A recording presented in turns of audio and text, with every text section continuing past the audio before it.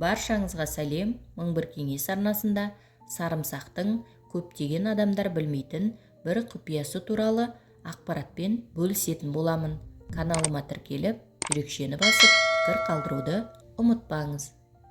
Қарапайым сарымсақтың адам денсаулығына келтіретін орасан зор пайдасы бар екенін барлығы біледі. Бірақ жастықтың астына бір түйір сарымсақ данасын қойып жатудың неге пайдалы екенін білесіз бе?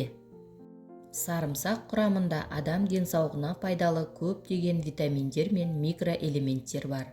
Бірақ басты құпия сарымсақ құрамында аллициннің көп мөлшерінің болуында.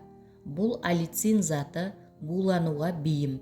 Сондықтан жастықтың астына сарымсақты қою арқылы сіз ұйықтап жатқанда өзіңізді емдей аласыз. Түнгі демалыс кезінде аллициннің булары денеге еніп, микробтармен күреседі. Суық тиюге көмектеседі.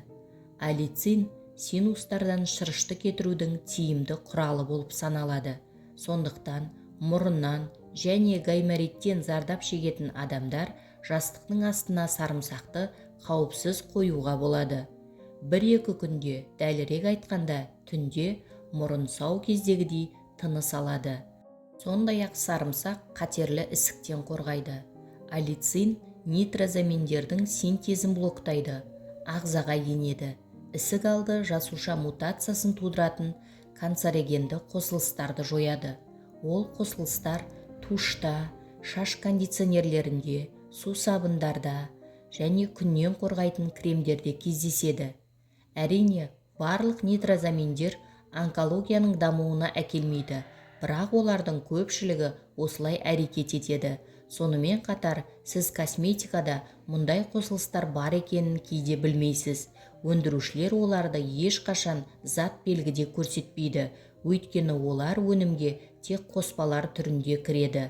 Қалай болғанда да, жастықтың астындағы сарымсақ сізді осы нитрозаминдерден қорғайды және қатерлі ісіктің ықтимал қаупін азайтуға көмектеседі.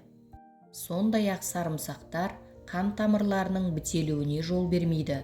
Қарапайым сөзбен айтқанда, олар денеден барлық жаман холестеринді алып тастауға көмектеседі. Күн сайын жастығыңыздың астына 1-2 дана сарымсақтың сыртын аршып қою арқылы сіз атеросклероз, инсульт және басқа да жүрек қан тамырлары ауруларының алдын аласыз. Сондай-ақ сарымсақ жүйке жүйесін тыныштандырады, стресстен арылуға көмектеседі, босаңсытады және ұйқыны жақсартады.